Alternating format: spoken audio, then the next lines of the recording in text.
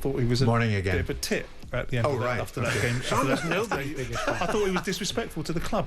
I think Jamie's making noise for noise sake. My linguistic advisor has come to my rescue here and said, maybe change outrage, etc. How upset were you by it? I'm enjoying it. I'm so pleased for them. They were a bunch of disingenuous slobs misrepresenting 90% of the things I did.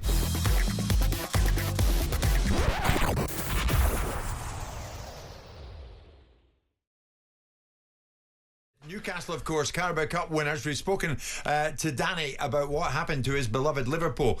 Why did it not go as they had planned on the pitch at Wembley on Sunday? But it very much went Newcastle's way. And that was not lost on a man who is still celebrating by his own admission earlier this morning. The former owner of Newcastle United Football Club, Sir John Hall, a friend of mine, a good friend of Simon's, I think, as well. And he spoke very, very glowingly in his praise about Eddie Howe, about what he's created there, about Dan Burn and the rest. But first things first, I asked Sir John, had he come down yet from events at Wembley on Sunday? No way, no intention. I'm going to live on this for the rest of my life. I'm 92 on Friday. It's a great birthday present to me. Well, I waited a lot of years for this to happen, but no, it's up here today on Tyneside. The sun's shining, the weather's glorious, and everybody's happy and joyous, and the productivity has gone through the roof. Eddie Howe, there's talk of him being awarded the freedom of the city of Newcastle, talk of a statue as well. I mean, what do you make of all that? I watched his progress, and I think he's a great manager, and at times I wonder whether sometimes they're trying to get rid of him, but no, he's planned this well. I would give him all of that, because he's just given a lift up here to the area. We're a people's club, and football is part of our great British tradition. And here in Tyneside, we're just a village here, about 1 million people north of the Tyne, and most of them support Newcastle. And the one thing I'm disappointed is he hasn't given basically the manager this victory parade. I gather that's not going to happen for some reason. I don't know, but we should have had that to let everybody celebrate the victory. Because people outside of Tyneside cannot realise actually what it means to us. We live the club. When you're born you're given a badge for Newcastle United in this area, so you live it for the whole of your life. You can change your religion or your politics, but you never change your football team. I cannot put over how I feel and how the rest of us feel up here. It is such a joyous occasion, and I think now we'll move forward. And now we've got the new stadium, a redeveloped stadium, and we'll buy further players, we'll develop the squad. We're there now. We're not going away. There's no way are we going away. Whatever adjective you want to say, you can put that down to us today. A great one. I kept all the papers the next day and I put them away for history so my great-grandkids can read about them. What's that, Grandad? I'm 92 coming on Friday. I don't know how many years I've got left, but they've given me the great birthday present and a big present to everybody, every fan in the area. So, John, here's the thing. When the Saudis arrived on the scene, I remember you were reticent about the club falling into the hands of a nation state. Have you changed your thinking on that? They're coming in, they're doing what they said they'd do. If they're here for the long term, they've got the cash to put in, and basically it's the whole ownership of basically that's coming in from abroad. They've seen where the money lies, the potential basically with television money, etc. And I just keep wondering basically if they're ever going to get Amazon to come in and back a Super League, and that cuts out a lot of clubs, etc. I wouldn't hate that to happen. I hope the controller coming in is going to ensure that football remains in the hands. But the Saudis are investing their cash. I saw the owner there at the match.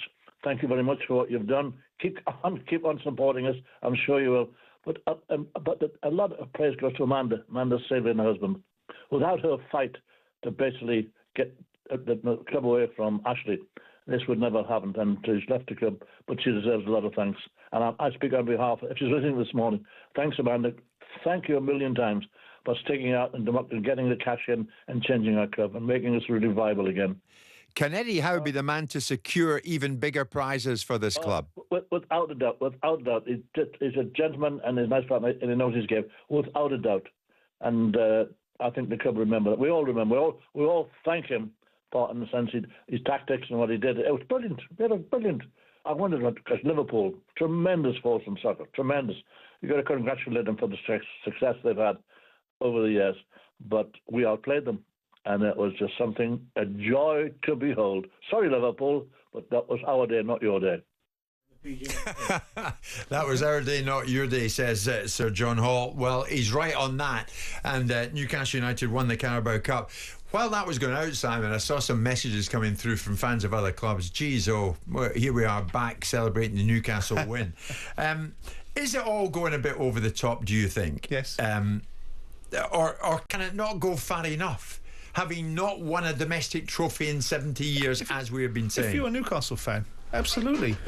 But the rest of the country are not Newcastle fans, so I'm delighted for them. I respect John Hall immensely.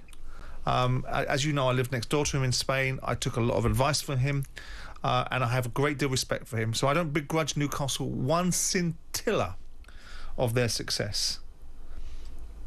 But we do have a propensity of over-egging it, overcooking it. This is a competition that Luton have won, Swansea have won, Birmingham have won. Yeah, but you heard Jason Steele there, the Brighton goalkeeper, saying it's incentive for others. Because everybody's almost duty-bound. And if they're not, everyone's duty-bound to tell everyone how wonderful it is, right? When most people don't really care. And when someone's honest enough to say, well, I don't really care that much. Fantastic for Newcastle. Delighted they won it for their fans. Chapeau. On we go.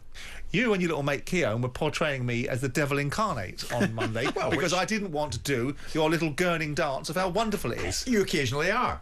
I mean, the fact of the matter is, I like Jason Steele's attitude towards it. Yeah, other clubs such as Brighton can use it as an incentive. It gives us hope.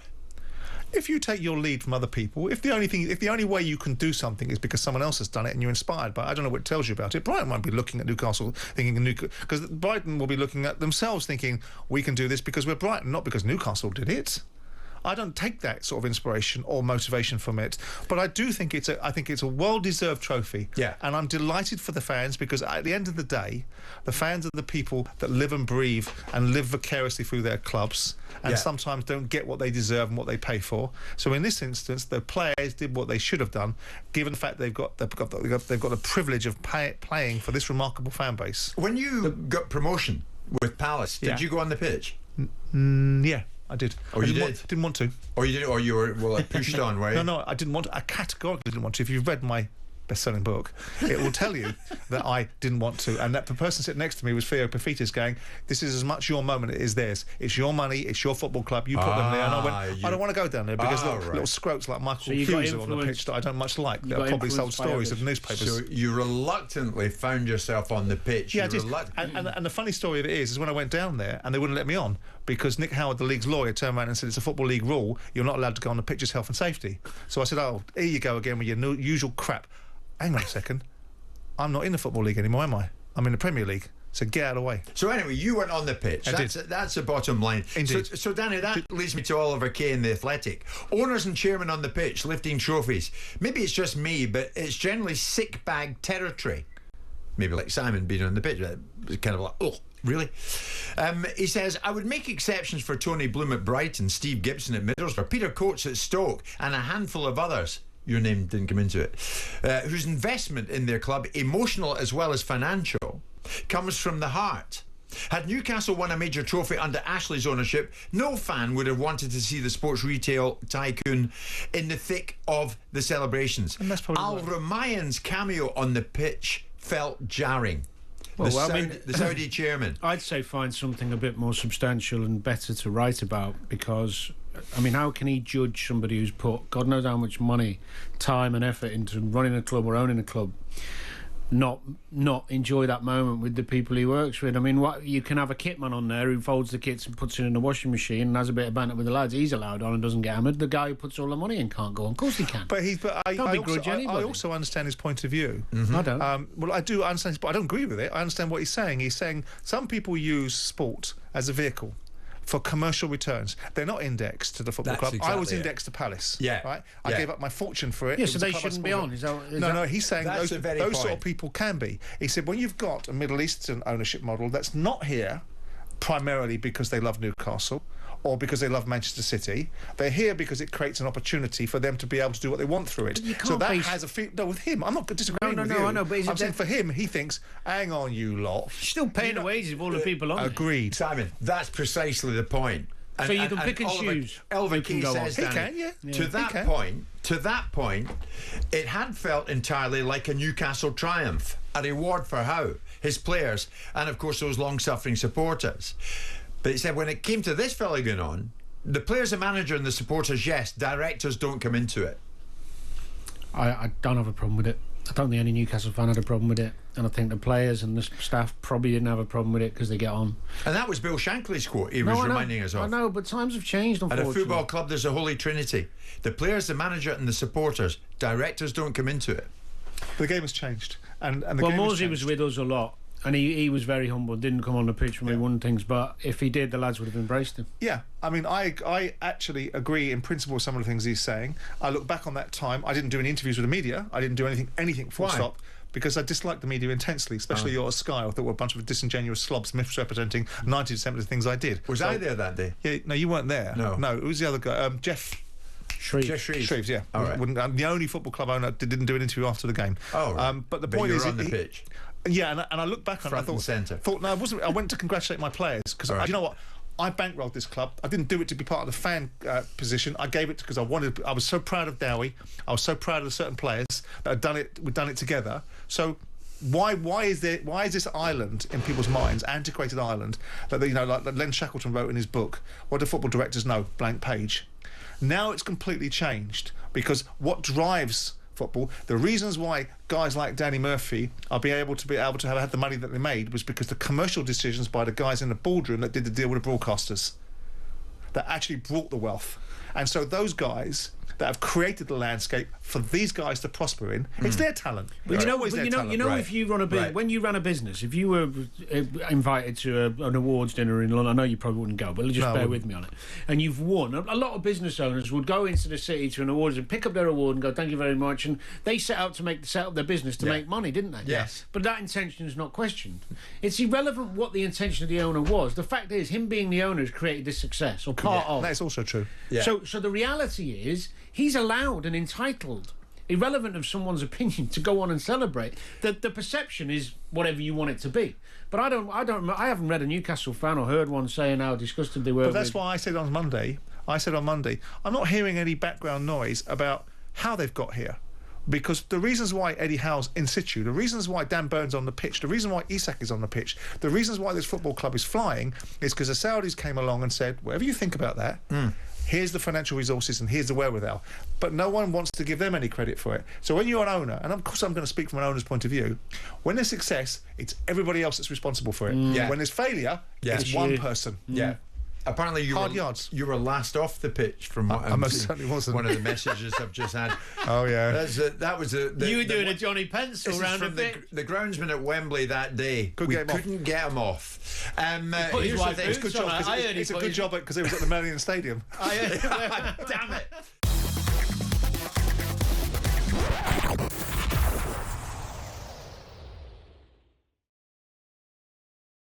I am delighted to say Brighton goalkeeper Jason Steele joins us here in studio this morning. Jason, good morning, mate. How are you? Good morning. I'm very well, thank you. Thanks for having me down. It's great to have you in here with Simon Jordan, with Danny Murphy. Here's the thing, I'm right on this, Jason, am I not? The atmosphere at the Amex is brilliant. I don't think I've been to a game that I could ever think, it's a bit quiet today. It's not. No, it's fantastic. You know, the crowd there, they've been through some tough times over the years, and I think the way that they've got behind the lads, especially since they've been in the Premier League, has been incredible. And the rise that they've seen, and they get behind us, and every single game they're right there with us. Got to just ask Jason quickly, because Go you're on. from the northeast, aren't Yeah, you? I am, Newcastle yeah. fan. Growing up, I was a bit of everything, bit of here, there, and everywhere. Really, I went to Middlesbrough when I was 12 in the So you academy got there. converted. So you sort of get diluted a little bit, okay. and obviously I'm really pleased. I know what you're going to say. And No, when You you played played for for Sunderland Middlesbrough, as and well. he did some time at Yeah. Sunderland. Yeah. But, you know, even though if you're born in an area, sometime I know it's just outside or whatever. I'm so happy for everyone up there because I Yeah. think You being must have from a load of Geordie mates. yeah, and what it's going to do for that area up there, you know, football's everything. Yeah. Up Yeah. in the northeast, But football's you played for everything. Middlesbrough, you played for Sunderland, and did you hear him there, Simon? I'm so happy for everybody up there. And you were saying yesterday, no, there's no sentimentality in this. I have no sentiments at all, no emotion. That's not what I said. Yes, I said I you was very did. pleased for them, but you and Martin were going to wring every last piece of emotion out of me for the last hour and celebrate a football club that I don't support. But Jason doesn't support them. He's being magnanimous. But if you ask Jason in an hour's time, after you spent an hour saying how wonderful it is, how wonderful it is, how wonderful it is, how wonderful it is, how wonderful it is, how wonderful it is, he's going to go, right, I'm fed up with this bleeding subject now. I got there quick after 5 minutes. I just think for the area and what they've been through as a club, Yes. and what the area goes through a little bit up there it's amazing achievement. Well, I guarantee you, Jason and the rest of the Brighton boys are delighted for their former colleague Dan Burn, because he gets called up by Thomas Tuchel. What a week. For his first call up to the England squad. And then he scores one of the 2 goals that wins Newcastle the Carabao Cup at Wembley on Sunday. This was Dan. I think I have been overlooked, but I understood it. I think what Gareth did to bring England from where it was to where it's been, sort of regularly competing in finals, I think showed that his method was very, very good. He sort of, in my opinion, purely just he treated it more like a club, which is it worked really well for them. It wasn't sort of like it was maybe back in the day where whoever was playing consistently well at the time was called up. It was more about that togetherness, and it was brilliant. But said that obviously worked against me a little bit. So when the new manager came in, yeah, it was sort of a clean slate. But I think once you've been passed up over so many international breaks, you sort of accept that the time's passed. But luckily, the new manager's taken that chance on us, and as I said, I just want to try and sort of grasp the opportunity as much as possible. And I'm sure he will. Gentle giant Dan Burn, 6'7" of him. You must be delighted for him, Jason. I couldn't be happier, honestly. I remember the day he was leaving to go to Newcastle, and like Danny said, I've got a lot of friends up there who are Geordies, and they're texting me saying Dan Burn, and I'm like, I promise you, he'll be one of the best signings you make for the next number of years. And that's like, you know him better than anyone. Sometimes it's not about technical ability or athleticism. Sometimes it's about mentality, heart, courage. And that's exactly what he's got. He can play as well. Oh, he can play 100%. He can Obviously, play. he's lacking a yard, but he makes up for it. But he's the way he carries himself every single day. You know, his family, his wife, his kids. He's just an incredible human being. Honestly, I can't be happy. He's so likeable. He talked there, Jason, about being overlooked in the past. Was he? Did you go with that? Yeah, I think so. I mean, if you look back to when he was at Brighton, he was playing left wing back. I mean, he's, what is he, 6'7"? 6'7". 6'7". Yeah. He's playing left wing back in the Premier League against people like Adama Traore, and he's doing jobs. To be fair, for the when he was at Brighton, the problem he had was Luke Shaw and Chilwell were both, you know, competing for the left back. Yeah. I think even back then, the ability he has to play different positions as well. He can play left back, left wing back, left centre half. And I think sometimes when you're going into big tournaments, people like that. Well, also as well, because more recent tournaments we had no balance. No. So yeah, it's great news for him. I hope he gets. Yeah, I'm delighted for him. He's a lovely guy. He's been on the show before. So here's the thing, Jason. At the moment, you're not playing. No. You're injured, and that's frustrating for any player. You had a charmed life at Liverpool. You're hardly ever injured, were you, mate? Well, I just didn't tackle big players. But you are out, Jason. Bart Verbruggen has got the spot at the moment. So how is that for you? Because you're sitting there watching Brighton of late, entertaining us all and beating everybody. Oh, it's amazing. You go You to must be work. frustrated though, mate. You're not in there. Well, obviously, I want to be playing every week, and I'd be lying to say, oh, I'm so happy. Of course, I want to be playing every week, and I want to be part of it. But at the same time, I feel like I can help in a different way when I'm not playing, which is off the pitch. Yeah. You know, trying to educate people, trying to help create cultures, environments every day, the way you behave, the way you have daily habits. And they're the little things that maybe I can help with, especially why I'm injured. Yes, yeah. And we always talk here, and we're not wrong to do it. Simon, one of the best clubs, best run clubs in English football. Of that, there is no doubt. Tony Blue, why are you looking at me like that? Why do you constantly make me talk about bloody Brighton? Yeah, absolutely. Tony Blue and What Paul they've got- Barber, you interviewed Paul quite recently. Well, Paul is a brilliant chief executive, and he's got a litany of experiences that have taken him all around the world, from the big clubs like Tottenham to the American clubs. into the FA, Yeah. back into Brighton. The role that he does, I think he's probably one of the best chief executives around. You know that I'm not particularly impressed with chief executives. I think most of them wouldn't get a job in other industries, but he's an exception to that rule. And I think Tony, I mean, this is not a discussion. This football club, when I was at Palace, this football club, with the rivalry between the two clubs, they were playing with Dean Grange. They had a football club that was in decline. Dick Knight did his very best for the club. But Tony Bloom has come in and taken a vision and turned it into reality. So of course you've got to. He's put a lot of money in to do it. So the football club is hugely indebted to Tony. And you know, Tony Bloom, the decisions that he's made and the outcomes that they've got are steeped in good thinking and balanced thinking and investment, and the players that they recruit, the manner in which they go from one manager to another. A few exceptions along the way, but in the last 5 or 6 years, from Chris Hughton getting them promoted to Graham Potter, on to De Zerbi, who got on my nerves in the end, but notwithstanding it, he was a decent appointment, to the fella now, and the recruitment and the manner in which they monetize it. It's a great way to run a football club. And it's more than a moment in time. Well, see, you all say it's a moment in time. It's more than that. No, let's ask Jason about the manager. When you characterise it as, are Brighton going to be a top 6 club? Are Brighton going to win something? I would suggest... Possibly. I don't think so. I think how can Brighton do what Liverpool, Man United Nobody do? can win the FA Cup this year. Maybe. I think the one thing is the consistency as well, and how the chairman Tony's growing the club. I think it's consistently on the trajectory. It never goes ridiculous up there. It's just consistent. The messaging's consistent. The recruitment's consistent. Everything about it. Yeah. And that for me is sustainable.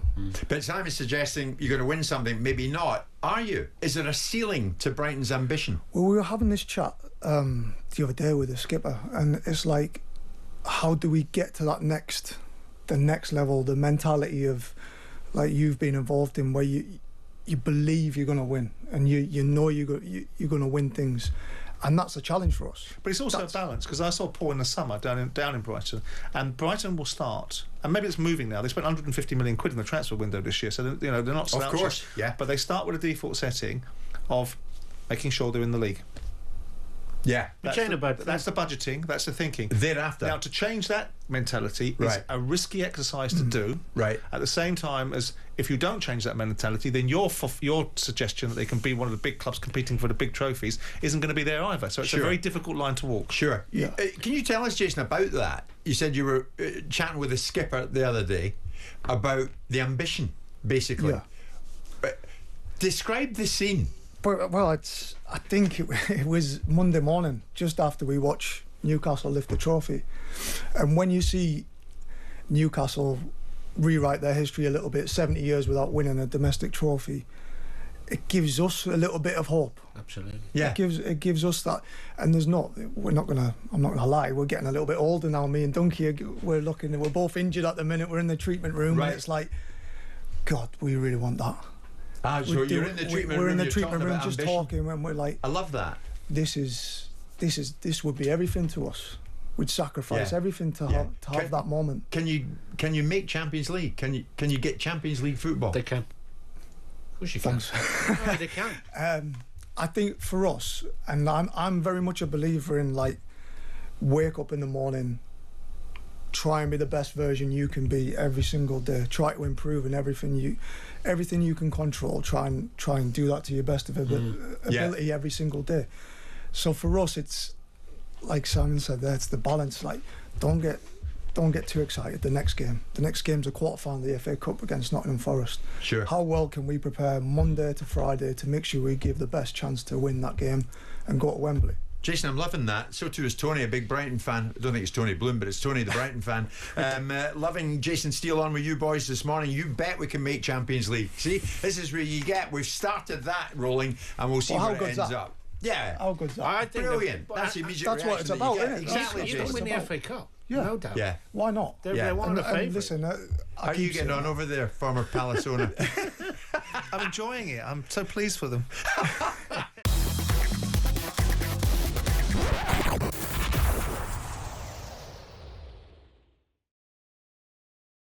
Former Chelsea captain John Terry was on with Ali and Gabby this morning on breakfast. You're going to be hearing segments of that chat, and some of it was terrific stuff. You're going to be hearing some of John Terry Just on that, Jim, with us this morning. Mentioned that him and Jody bashed you and whoever you were playing up. They got asked about you. He said you were good, but he said they bashed you up when they played you.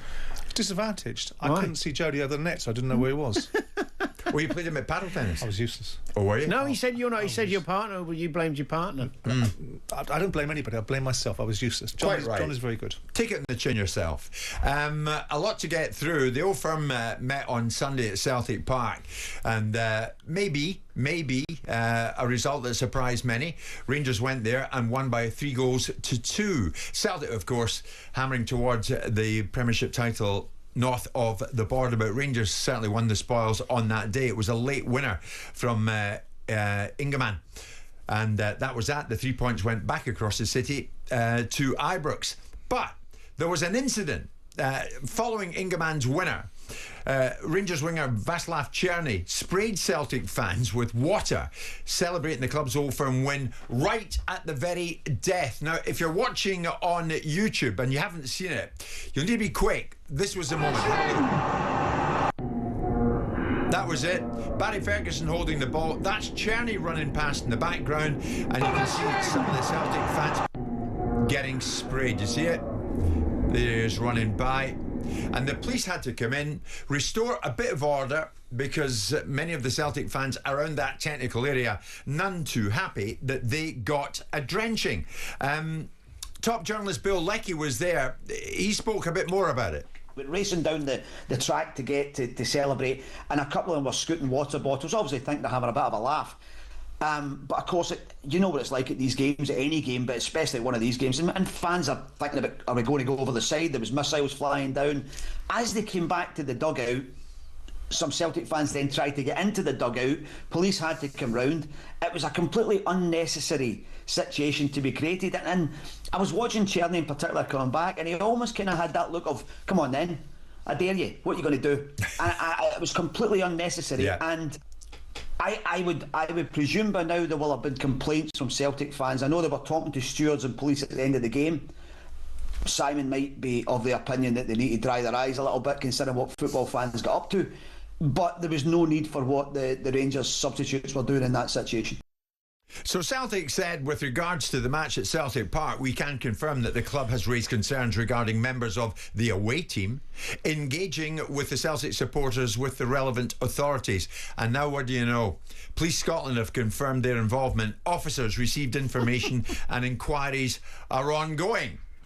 PC Plot is involved now, Simon. But where's this going? Because should it be a police matter? What Černý did, I'm quite sure he now thinks, maybe I stepped over the line, shouldn't have done that. Yeah. But, you know, a foreign player in there, Rangers win it, and he does what he does. But should it be a police matter? Well, I'm not entirely sure. I mean, listen, obviously we know the nature of the fixture. We also know this is a fixture which has denied away fans into the stadium, so we don't really want players inciting anything more than they will do by scoring goals and celebrating them in front of fans. It's a stupid thing to have done. It's certainly a club matter without a shadow of a doubt, and the club should be dealing with him. I'm not entirely sure what the police... I mean, obviously the police are great at investigating tweets and painting cars with rainbow colours and stuff like that, so maybe they'll get involved in this, but I don't see what they can do. I'm not entirely sure what they can charge them with. It's a silly thing to do. Yeah. Given the tinderbox that environment will be. Was it premeditated? Was it preordained? Or was it simply emotion overcoming what someone? But it's stupid because, you know, whilst fans can behave in a certain way, and Bill Leckie was sort of alluding to the fact that I would say, look at fans, but fans are in the stadium for a slightly different reason than professional footballers. Fans are there to support their fans, their club. They're not particularly balanced. The key is professional. You're a professional footballer. So what he did there, I think, was bloody stupid. Explainable to some extent. If he'd have run along the touchline pulling a hand gesture, there would have been incitement there as well on that basis. But I'm not sure that the police... I'm not sure where they'd go with it. What are they going to charge them with? What is this, an insurgent? This is a Donald Trump moment where they ultimately gave the Celtic fans licence to riot. Well, nothing happened as a result of it, did it? This is it, Danny. I think it's another episode of players needing to realise what constitutes crossing a line. And this maybe, you know, showing responsibility in the way they celebrate, and Czerny didn't do that. No, it was stupid. So I concur with Simon's view on it. I don't see it being a police matter. I mean, he's got carried away. He'll get punished by the club, I would imagine. He'll get his fine, or might even get a ban. You know, It's become a police matter. Well, that's ridiculous. I mean, absolutely ridiculous. But I think that's optics more than reality. I mean, again, I posed the point. I'm What they're gonna I'm do? not Rumpole or the Bailey, but what are you going to charge him with? Yeah. What, over celebrating? So every time a player now over celebrates and runs towards the opposition's fans, you're going to potentially have the police involved. I know they fired some water, and he can turn around and say, "I was firing it in the air in celebration. It wasn't particularly aimed at Celtic fans. There's no intent in my actions." I'm not sure what the police are going to charge him with.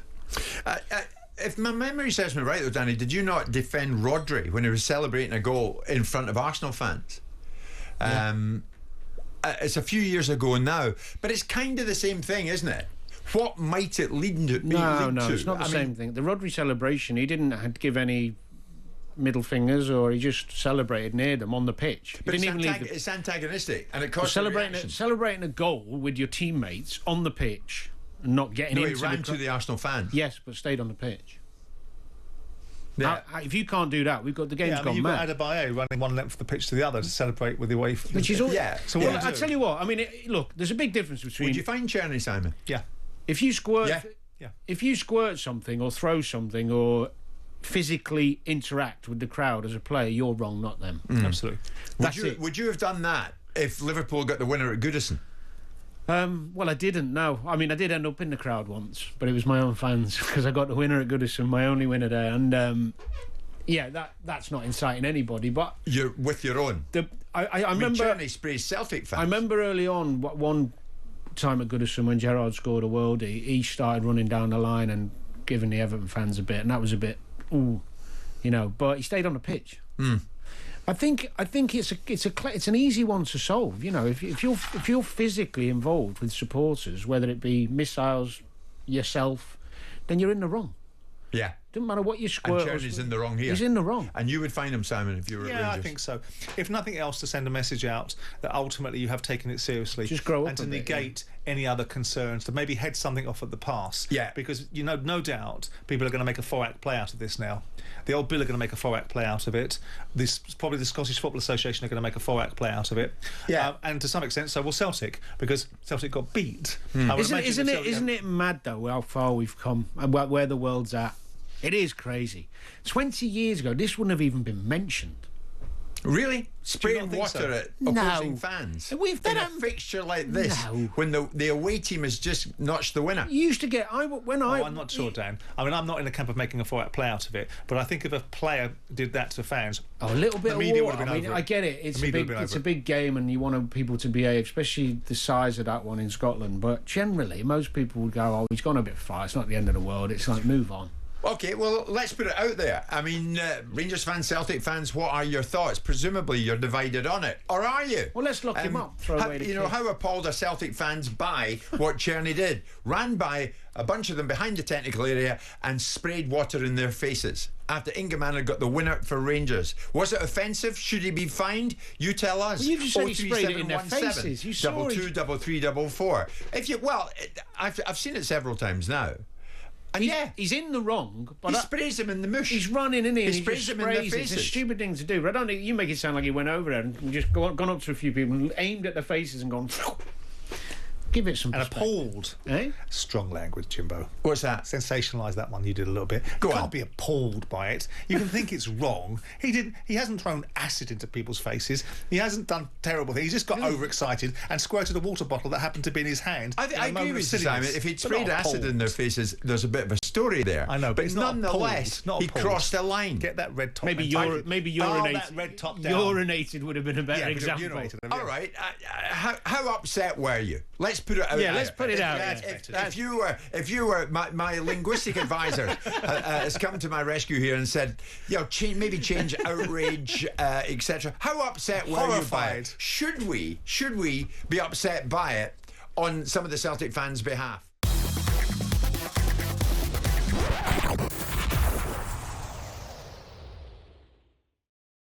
Former Chelsea captain John Terry was live on Breakfast this morning with Ali and Gabby. Spoke a whole bunch of things and then settled on a discussion about Chelsea forward Cole Palmer. It seems to be too easy for him at times, Ali, for me. Like, he strolls through games a little bit, but he's so far ahead of everyone else in terms of the way he sees the game. I mean, Jamie touched on it there, saying about he always plays that forward pass. Yeah. He's never looking for the simple one. I think him and Jackson have a really good relationship as well, because Nico likes to play on people's shoulders and stuff, which a lot of strikers don't do nowadays as well. But he's just been honestly phenomenal. When you go to these games at the Bridge as well, you can't help but just watch and follow him. Like, the ball's at the other end of the pitch and you're just watching his movement. He's always kind of on the half turn, getting in little pockets. Like, Lamps and Zola used to find themselves in areas that you didn't even know existed. He's the same as well, but he turns and wants to drive at people and play forward, which I think is the key to it. Cole Palmer, I mean, Jimmy Carragher was talking about Cole Palmer, and he said he commentated on Brighton versus Chelsea in a league match like 4 weeks ago. He says, I'm a big fan. He played 2 passes early on, but the longer the game went on, you could see the frustration with his teammates. It reminded me of Gerrard at Liverpool at times, because he was so much better than everyone else and he got frustrated. Has Cole Palmer outgrown Chelsea already, Danny?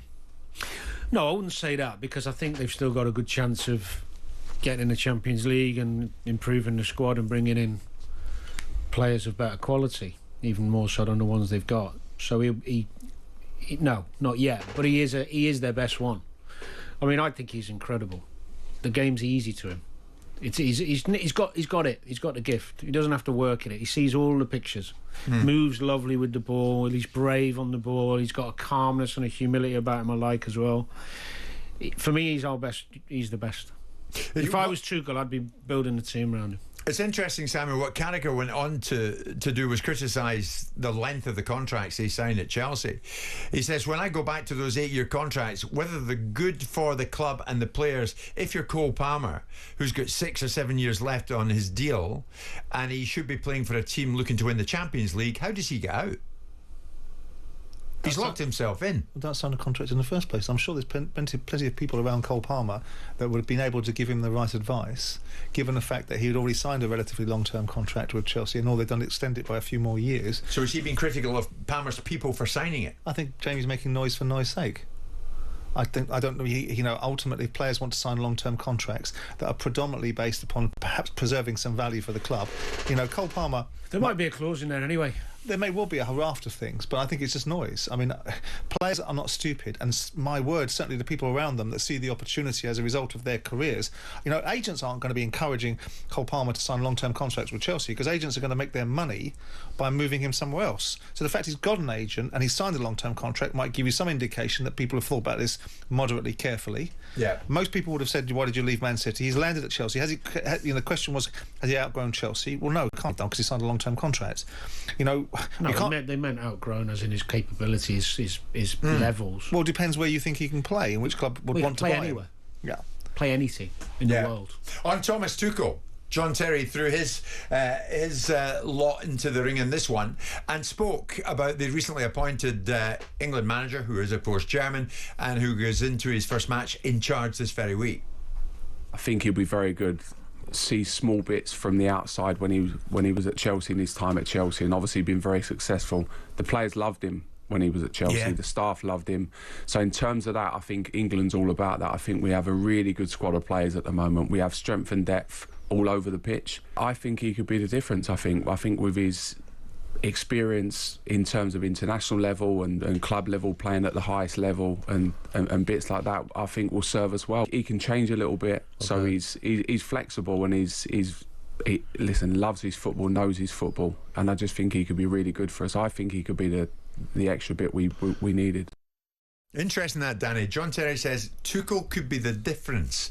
The thing is, Tuchel has only got 24 training sessions between now and the World Cup finals. And like every other manager before a big tournament, you need your best players fit. We haven't got a great abundance of strength and depth at the back. We have in forward. You've got so many good forward players.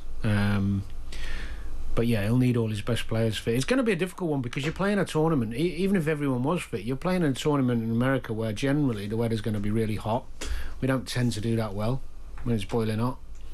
And there's a lot of other good teams. I was surprised at his first squad. Some of the inclusions were baffling to me.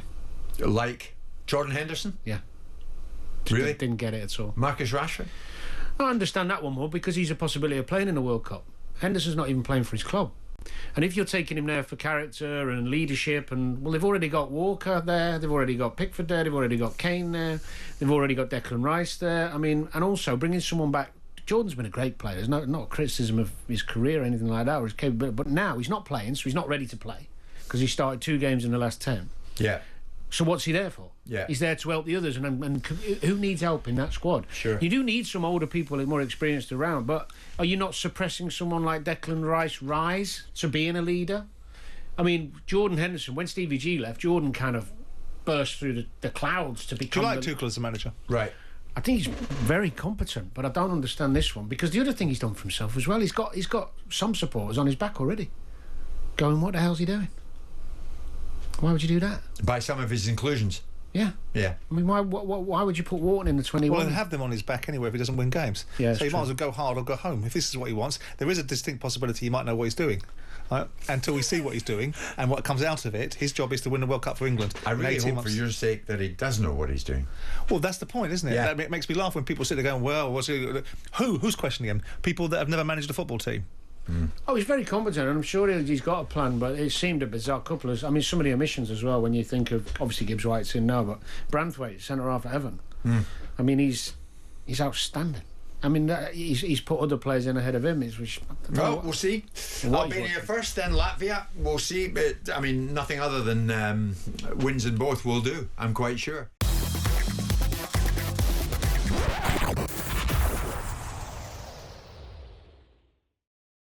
But we're focusing, whether Simon likes it or not, we're focusing our attention on Brighton and make no apology for it, because eyebrows were raised, if you remember, when they appointed Fabian Hürzeler.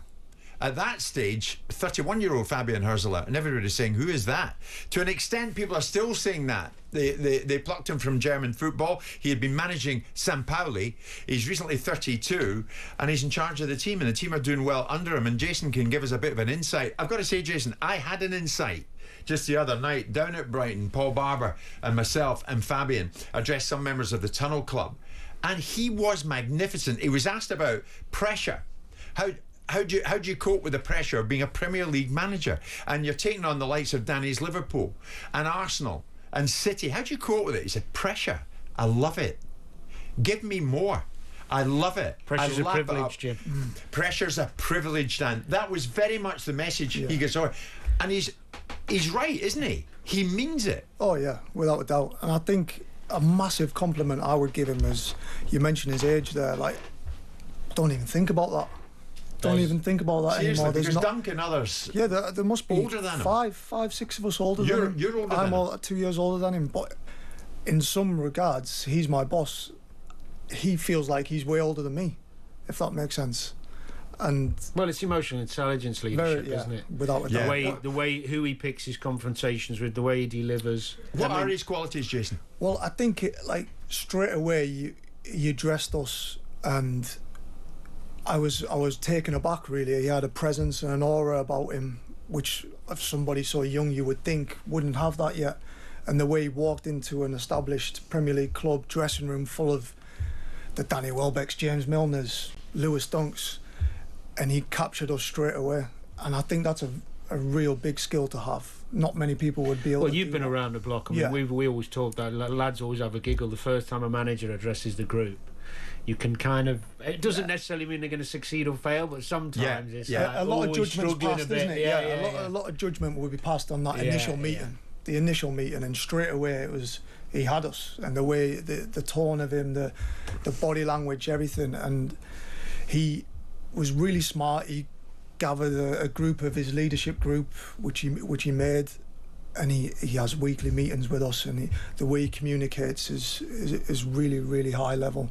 How does he differ from De Zerbi? You're not De Zerbi's biggest fan, are you, Simon?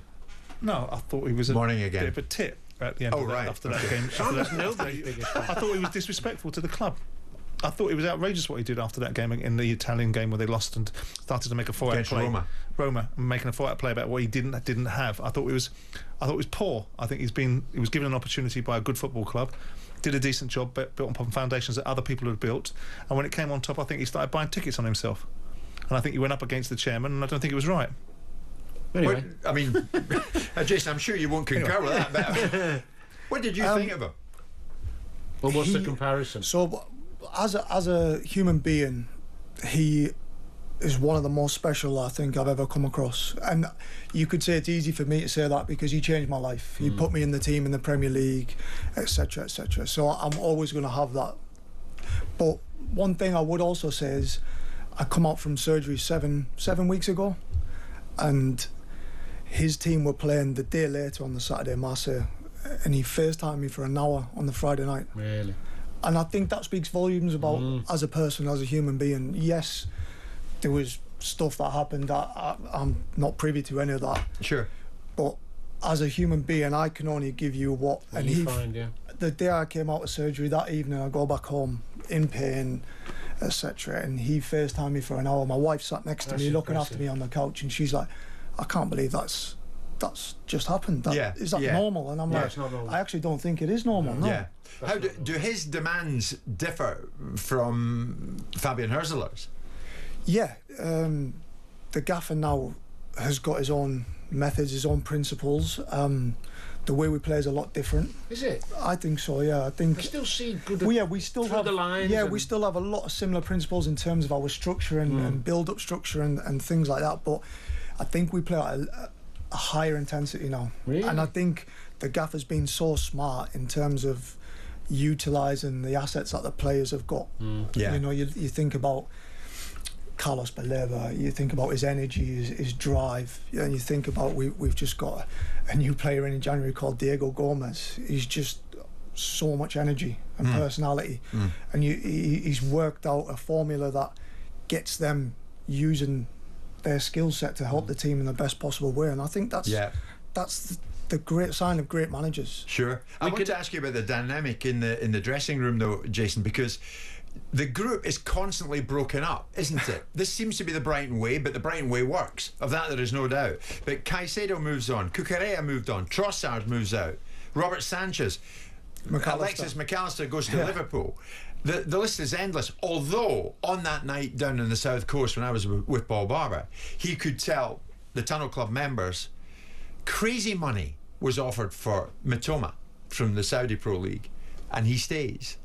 So there's one there that bucks the trend, but what is that dynamic like? Because at times you must feel like a feeder club. Well, I don't know.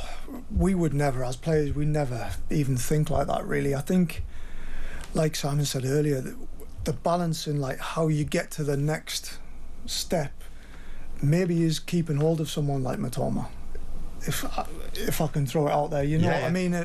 In terms of the output he gives you in games, he can get you to that next level. And I think for us as players, the one common since I've been there is the sort of elder statesmen, the older group. We try and keep the culture the same, the way we train, everything. And if anyone gets out of line, they get smacked. Yeah.